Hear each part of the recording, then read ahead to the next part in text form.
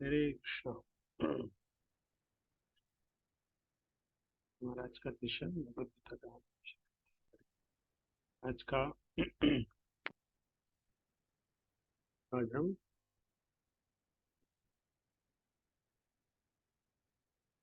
18 अध्याय के 61 नंबर श्लोक से 78 की हम चर्चा करते हैं। उसके थोड़ा पीछे में जाएंगे।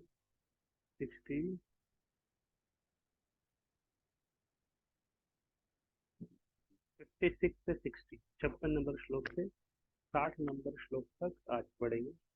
इसके बाद कल 55 नंबर श्लोक पढ़ेंगे। एक महत्वपूर्ण श्लोक है भगवद गीता का, भक्त्या माम अभिजानाति। ये श्लोक केवल एक ही श्लोक पढ़ेंगे, वो कल पढ़ेंगे, लेकिन आज 4 श्लोक पढ़ेंगे। 4 या 5 श्लोक 56 से लेके 60 नंबर श्लोक तक। ये ये जो 6 श्लोक है जो आज हम पढ़ेंगे, ये बताते हैं कि भक्ति में अगर हम कार्य करते हैं तो क्या होगा, कृष्ण भावनामृत में कार्य करेंगे क्या रिजल्ट, नहीं करेंगे तो क्या रिजल्ट। तो शुरू करते हैं। सर्वकर्माण्यपि सदा सर्वाणो मध्यपाश्रयः मत्प्रसादात् अवाप्नोति शाश्वतं पदमव्ययम्। सर्वकर्माण्यपि सदा पूर्वाणो मध्यपाश। सर्वकर्माण्य सदा में भी कर्म है, अगर पूर्वाणो मद व्यपाश्रय, आश्रय मतलब मद व्यपाश्रय मेरे संरक्षण में, जो कुछ भी हम कार्यकलाप कर रहे हैं भगवान के संरक्षण से। भगवान के संरक्षण मतलब भगवान के अनुसार, भगवान के नियमों के अनुसार इस तरह कर्म करेंगे भगवान से युक्त करके, तो फिर क्या होगा, मत प्रसादात अवाप्नो। तो भगवान के संरक्षण में करेंगे तो भगवान की कृपा मिलेगी। तो यहाँ पे भगवान बोला कि मेरी कृपा से नित्य तथा अविनाशी धाम को प्राप्त। तुम अगर मेरे संरक्षण में काम करोगे तो मेरी कृपा भी रहेगी, और भगवान की कृपा से एट द एंड क्या होगा, शाश्वतम पदम अव्यय, एक शाश्वत, उसके एंड में क्या होगा, एक नित्य पदम अव्ययम। पदम अव्ययम मतलब एक परम पद का मिलेगा। परम पद मतलब भगवान का धाम, विनाशी धाम प्राप्त होगा। तो एट द एंड शाश्वतम पदम अव्ययम, परम पद, नित्य विनाशी धाम मिलेगा। कब, जब हम सर्वकर्माण्यपि तथा कुर्वाणो मत व्यपाश्रय।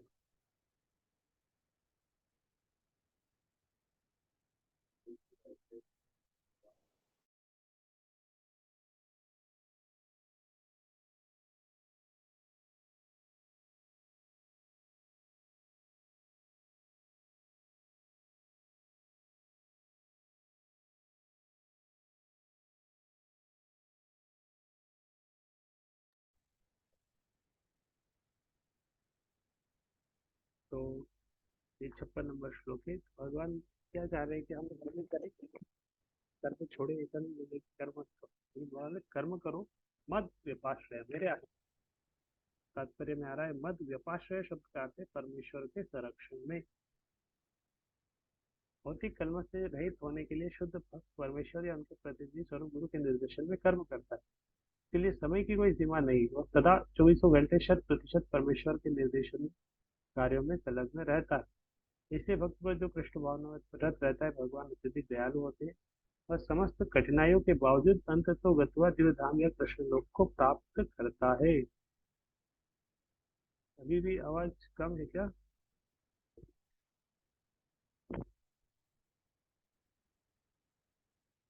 वॉल्यूम तो फुल है। किसी को आवाज नहीं है। तो सारी जितनी कठिनाई है वो भी चली जाएगी इस तरह भगवान के संरक्षण में। और तो भगवान के प्रतिनिधि गुरु के संरक्षण में, उनके निर्देशन में कार्य करना चाहिए, और इससे परम लाभ होगा। नेक्स्ट, चेतसा सर्वकर्माणि मयि सन्न्यस्य मत्परः बुद्धि योगम उपाश्रित्य मच्चित्तः सततं भवः चेतसा सर्वकर्माणि मयि सन्न्यस्य मत्परः। तो चेतसा सर्वकर्माणि, इससे पहले बोला कि मेरे संरक्षण में काम करो। तो ये जो श्लोक है, चार पांच श्लोक जो हम पढ़ेंगे, इसमें भगवान दोनों दोनों कैटेगरी बता रहे कि अगर तुम मेरे अनुसार काम करोगे या मेरे अनुसार काम नहीं करोगे, क्या स्थिति होगी। तो एक तो बताया कि भगवान के अनुसार काम करेंगे, परम पद मिलेगा शाश्वत। और चेतसा सर्व कर्माणि मयि संन्यस्यते, इसलिए क्या करो, सारे कार्यों के लिए मुझ पर निर्भर रहो और मेरे संरक्षण में सदा कर्म करो। बुद्धि योगम उपाश्रित मत चित्त सत्यम भव, इसी भक्ति में मेरे प्रति पूर्णतया सचेत रहो। इसी भक्ति में मेरे प्रति पूर्णतया सचेत रहो।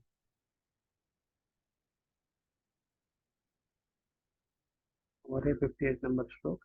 मच्चित्तः सर्वदुर्गाणि मत्प्रसादात् तरिष्यसि अथ चेत् अहंकारात् न शोष्यसि न विनश्यसि। मच्चित्तः सर्वदुर्गाणि, तो सर्वदुर्गाणि मतलब जितनी भी बाधाएं आने वाली। तो भगवान, ये जो ढाई श्लोक अभी तक हुए, इसमें पता चला कि भगवान के संरक्षण में अगर हम कार्य करेंगे, भगवान के अनुसार काम करेंगे, मच्चित्तः सर्वदुर्गाणि, मेरे अंदर चित्त होने से सर्वदुर्गाणि, जितनी बाधाएं आएंगी वो सब क्या होगा, हम उसको पार कर जाएंगे। मत प्रसादात तरिष्यसि, तो जितनी बाधाएं आएगी मेरी कृपा से तुम उसको पार कर जाओगे।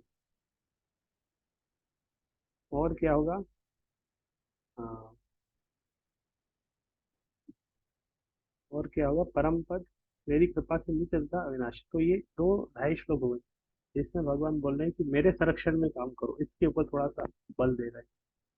तो मेरी शुद्ध भक्त कार्यों को संलग्न होकर मेरी कृपा से मुक्त अविनाशी हमको प्राप्त होता है। इसीलिए भगवान स्पेसिफिकली बोल रहे हैं अर्जुन से कि क्या करो, मुझ पर रहो, सारे कार्यों के लिए मुझ पर निर्भर रहो और मेरे संरक्षण में कार्य करो। इसी भक्ति में मेरे प्रति पूर्णतया सचेत रहो। जब मनुष्य कृष्ण भावनामृत में कर्म करता है तो वह संसार के स्वामी के रूप में कर्म नहीं करता। उसे चाहिए कि वह सेवक की भांति परमेश्वर के निर्देशानुसार हो।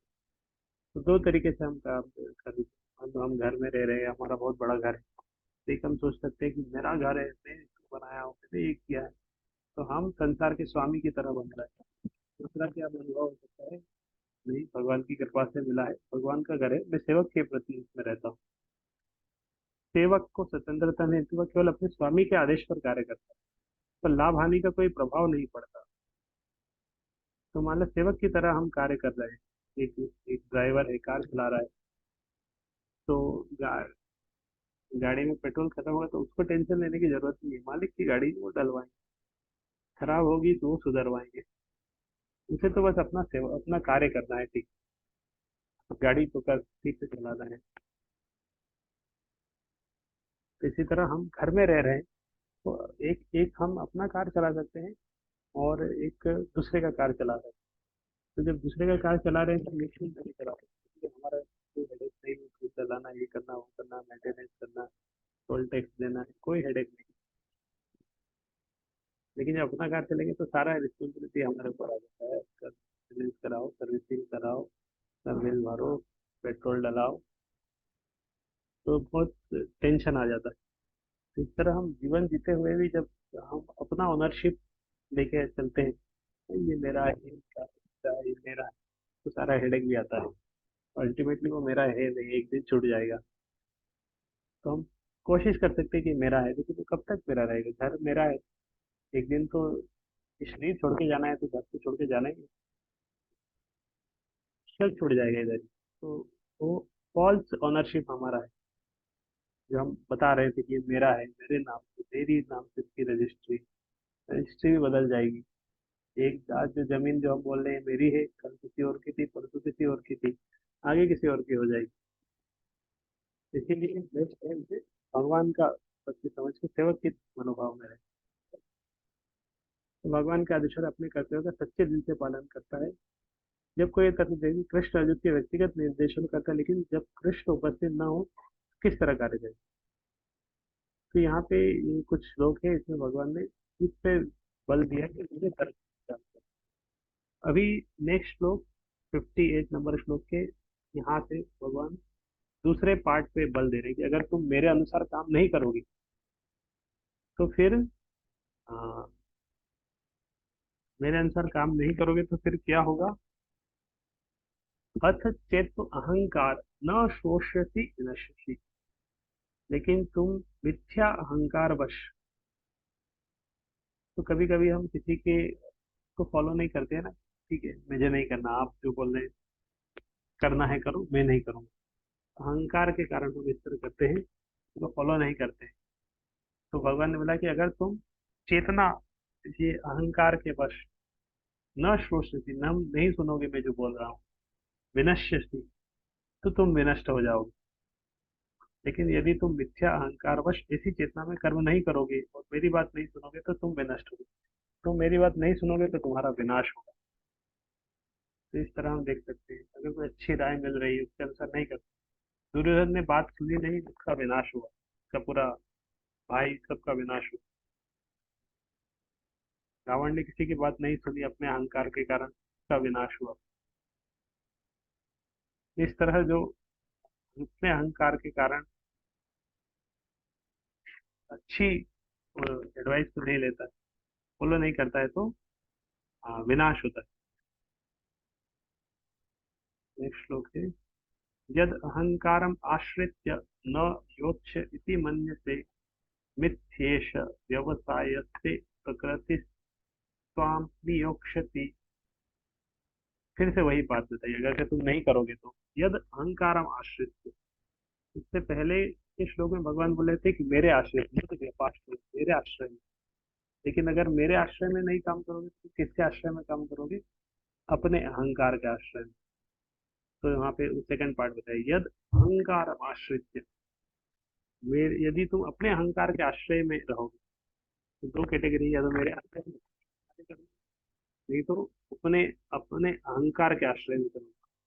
तो यद अहंकारम आश्रित न योत्स्यति मन्यते मिथ्येष व्यवसाय से प्रकृति स्वाम वियोक्ष्यति। यदि तुम मेरे निर्देशानुसार कर्म नहीं करते और युद्ध में प्रवृत्त नहीं होते तो तुम कुमार्ग पर जाओगे, तुम्हें अपने स्वभाववश युद्ध में लगना होगा। तो अपने अहंकार की व्यक्ति जब करता है, अहंकार अहंकार उसको कहाँ लेके जाता है, गलत रास्ते पर लेके जाता है। मिथ्येष व्यवसाय से तुम कुमार्ग पर जाओगे। अर्जुन को भगवान बोले कि तुम गलत रास्ते पे जाओगे, क्योंकि तुम अपने अहंकार में काम कर रहा था, सही रास्ते पे नहीं चलो, गलत रास्ते पे चला। अर्जुन को भी भगवान ने बताया कि मिथ्येष व्यवसाय, तो तुम मेरी मेरी मेरी नहीं सुनोगे तो कुमार्ग, गलत रास्ते पे जाओगे। प्रकृति स्वाम नियोक्ष्यति, और तुम्हें अपने स्वभाववश युद्ध में लगना हो। तभी अर्जुन क्या कर रहा था, युद्ध युद्ध छोड़ना चाह रहा था। तो गीता में अर्जुन बोला था युद्ध नहीं करना, युद्ध नहीं करना, मैं युद्ध नहीं करूंगा। अर्जुन बोला था मैं युद्ध नहीं करूंगा, लेकिन भगवान बोले कि तुम्हें अपने स्वभाव के कारण युद्ध करना पड़ेगा। अभी तो तुम बोल रहे हो अहंकार के कारण कि मैं युद्ध नहीं करूंगा, लेकिन जब तुम मान लो भिक्षा मांगने जाओगे, अर्जुन बोला था मैं तो भिक्षा भिक्षा मांग के रह लूंगा, जब कुछ रहेगा ही नहीं, तो उसका कोई राज्य ही नहीं रहेगा, तो भिक्षा मांग के रहना पड़ेगा। तो भिक्षा मांगने जाएगा और किसी ने भिक्षा देने से मना कर दिया और बोल दिया, गाली दे दी, किसी भिक्षा व्यक्ति को धिक्कार दिया किसी ने, तो उस समय तुम भाग जाएगा, उस समय तुम उससे लड़ने लग जाओगे। तो भगवान बोले तुम्हें अपने स्वभाववश युद्ध में लगना होगा। ये तुम्हारा स्वभाव है, तुम क्षत्रिय हो, तुम्हारा स्वभाव है युद्ध करना। तुम पीछे हट रहे हो, नहीं मैं भीख मांग के रह लूंगा। भीख मांगने जाओगे, जिस व्यक्ति से भीख मांगने जाओगे वो थोड़ा कुछ बोल देगा, तुम उससे झगड़ने लग जाओगे। ये तुम्हारे स्वभाव है तुम्हारा। अर्जुन एक सैनिक था और क्षत्रिय स्वभाव लेकर जन्म था, अतः उसका स्वाभाविक कर्तव्य था कि वह युद्ध करे। लेकिन मिथ्या अहंकार वश वह डर रहा था कि अपने गुरु पितामह मित्रों का वध करके वह पाप का भागी होगा। वास्तव में अपने को अपने कर्मों का स्वामी जान रहा था, मानो वही ऐसे कर्मों के अच्छे बुरे फलों का निर्देशन कर रहा हो। वह भूल गया कि वहां पर साक्षात भगवान उपस्थित है और उसे युद्ध करने का आदेश दे रहे हैं। यही है बद्ध जीव की स्मृति। परम पुरुष निर्देश देते हैं कि क्या अच्छा है और क्या बुरा है। मनुष्य को जीवन सिद्धि प्राप्त करने की केवल कृष्ण भावनामृत में करना है। 60 नंबर श्लोक। तो आज हम 5 श्लोक पढ़ रहे हैं। 5 श्लोक हमने पढ़े हैं। 2.5 श्लोक में भगवान ने बताया कि मेरे संरक्षण में अगर काम करोगे तो क्या होगा। उसके बाद आखिरी के 2.5 श्लोक में बताया मेरे संरक्षण में अगर काम नहीं करोगे तो क्या होगा। तो ये स्वभावजेन कौन्तेय निबद्धः स्वेन कर्मणा कर्तुम नेच्छसि यन् मोहात् करिष्यवशोऽपि तत्। इस समय तुम मोहवश मेरे निर्देशानुसार कर्म करने से मना कर रहे हो। लेकिन हे कुंती पुत्र, तुम अपने ही स्वभाव से उत्पन्न कर्म द्वारा बाध्य होकर वही सब करोगे। अभी तुम मना कर दोगे लेकिन आगे चल के यही सब करने वाले हो। तो अभी मोह के कारण मना कर रहे हो लेकिन आगे चल के यही सब करोगे। यदि कोई परमेश्वर के निर्देशानुसार कर्म करने से मना करता है तो वह उन गुणों द्वारा कर्म करने के लिए बाध्य होता है जिनमें वह स्थित होता है। प्रत्येक व्यक्ति प्रकृति के गुणों के विशेष संयोग के वशीभूत है और तदनुसार कर्म करता है, किंतु जो स्वेच्छा से परमेश्वर के निर्देशानुसार कार्यरत होता है वही गौरवान्वित होता है।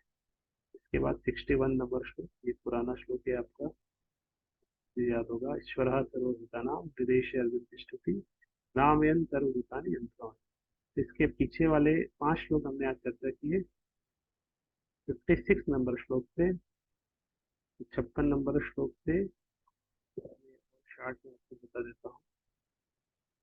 56 नंबर श्लोक हमने पढ़ा, एक्टिविटीज इन भक्ति लीड।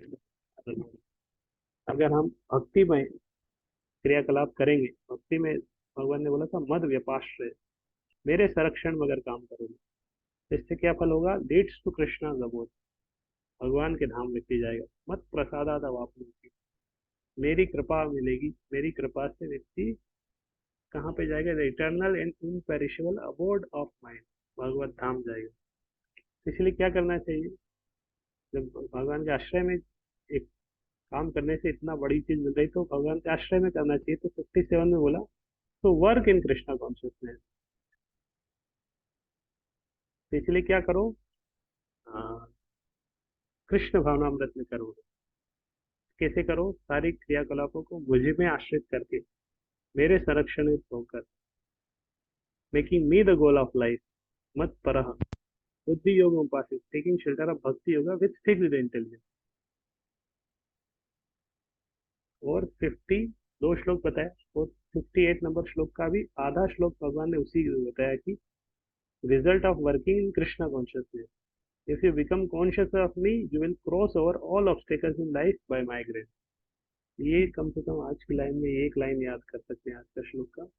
मत चित्त सर्व दुर्गाणी मत प्रसादात तरिष्यति। मत चित्त सर्व दुर्गाणी, मेरी चेतना में काम करोगे तो सर्व दुर्गाणी, जितने भी बाधाएं आएंगी वो सब पार कर जाओगे। मत प्रसादात तरिष्यति, और कैसे कैसे पार कर जाओगे। मत प्रसादात, मेरी कृपा, तरिष्यति, वो पार कर जाओगे। तो ये 2.5 श्लोक में बताया था भगवान कृष्ण भावनामृत में कर्म करेंगे। नेक्स्ट 2.5 श्लोक में बता रहे हैं result of not following Krishna. Krishna के अनुसार अगर हम काम नहीं करेंगे तो क्या होगा। तो अथ चेत अहंकार, अहंकार से काम करेंगे तो भगवान बोले कि विनश्यति, तुम्हारा विनाश हो जाएगा। और बोला 59 नंबर श्लोक भी हमने यहाँ पढ़ा था, उसी में भी यही बोला था। तो 56 नंबर श्लोक हमने पढ़ा, इसमें बोला भगवान ने कि मेरे संरक्षण में काम करोगे तो तुम्हें नित्य और अविनाशी धाम मिलेगा। तो तात्पर्य भी हमने पढ़ा। और इसलिए क्या करो, मेरे मुझ पर निर्भर हो, मेरे संरक्षण में काम करो। और ये हमारा आज का श्लोक है। मच्चित्त सर्व दुर्गाणि मत प्रसादात् तरिष्यसि अथ चेत अहंकार न शोष्यसि विनक्ष्यसि। यदि तुम मुझसे भावना भावित नहीं होगे तो मेरी कृपा से तुम बद्ध जीवन के सारे अवरोधों को पार को लांग जाओगे। मत चित्त सर्व दुर्गाणी, मत प्रसादात तरिष्यसि। लेकिन यदि तुम मिथ्या अहंकारवश ऐसी चेतना में कर्म नहीं करोगे और मेरी बात नहीं सुनोगे तो तुम विनष्ट हो जाओगे। मत चित्त सर्व दुर्गाणि मत प्रसादात तरिष्यसि अथ चेत्तम अहंकार न शोषति विनश्यति। तो कुल मिला के आज का कंक्लूजन ये है कि दो ऑप्शन भगवान हमें बता रहे हैं। 5 श्लोक हमने पढ़े। 2.5 श्लोक में बताया कि मेरे संरक्षण में, दूसरे 2.5 श्लोक में बताया किसके संरक्षण में, अहंकार का आश्रित, अहंकार के संरक्षण में। ये आता था ना, यद अहंकारम आश्रित, अहंकार के आश्रय, मेरे आश्रय में मत व्यपाश्रय, यद अहंकारम आश्रित, यह अहंकार का आश्रय लिया, तो अहंकार का आश्रय लिया तो विनश्यति, तुम्हारा विनाश होगा। और मेरे आश्रय में काम किया तो मच्चित्त सर्व दुर्गाणी मत प्रसादात तरिष्यति। जितनी भी बाधाएं तुम्हारे जीवन में आने वाली, मेरी कृपा से तुम सारी बाधाओं को लांघ जाओगे। मत सर्व दुर्गाणी, दुर्गा शब्द आता है, दुर्गा देवी, नवरात्रि चल रहा था अभी। दुर्गा शब्द, दुर्ग, दुर्ग शब्द मतलब होता है किला, किला। तो किला के अंदर में कैदी को, जेल के अंदर कैदी को डाल देते हैं, आसपास पूरा किला रहता है, 4 दीवार, उसको दुर्ग बोलते हैं। तो उसको लांघ नहीं पाता, वो बहुत कठिन होता है उसको पार कर पाना। तो ये भौतिक जगत भी एक किले की तरह है पूरा। और दुर्गा देवी उसकी अधिष्ठात्री देवी है, इसलिए उसका नाम दुर्गा। लेकिन वो दुर्ग को भी हम पार कर जाएंगे कब, मत चित्ता सर्व दुर्गाणी, भगवान की कृपा से ये भौतिक जगत को भी हम, भौतिक जगत के किले को पार कर जाएंगे। मत प्रसादात तरिष्यति, भगवान की कृपा से। लेकिन अगर हम भगवान का आश्रय नहीं लेंगे, अपने अहंकार का आश्रय लेंगे, तो फिर इस भौतिक जगत में ही रहना पड़ेगा। तो एक और इसका अर्थ हुआ, भौतिक जगत में रहेंगे मतलब हमारा विनाश ही होगा। इस श्लोक को 2-3 बार पढ़ के एंड कर देंगे। मच्चित्तः सर्वदुर्गाणि मत्प्रसादात् तरिष्यसि अथ चेत्त्वम् अहङ्कारान् न श्रोष्यसि विनश्यसि। मच्चित्तः सर्वदुर्गाणि मत्प्रसादात् तरिष्यसि अथ चेत्त्वम् अहङ्कारान् न श्रोष्यसि विनश्यसि। मच्चित्तः सर्वदुर्गाणि मत्प्रसादात् तरिष्यसि अथ चेत्त्वम् अहङ्कारान् न श्रोष्यसि विनश्यसि। तो कुछ याद हुआ ये श्लोक? 1/4 एक लाइन याद कर सकते हैं, थोड़ा कठिन है याद करने में हो सकता है, लेकिन एक लाइन याद हो सकती है। मच्चित्त, दोनों मत, म से शुरू हो रहा है। मच्चित्त सर्व दुर्गाणी, फिर मत प्रसादात तरिष्यति। फर्स्ट हाफ में बोला कि सर्व दुर्गाणी, बाधाएं बहुत सारी, लेकिन वो कैसे होगी, मत प्रसादात तरिष्यति। मच्चित्त सर्व दुर्गाणी मत प्रसादात तरिष्यति।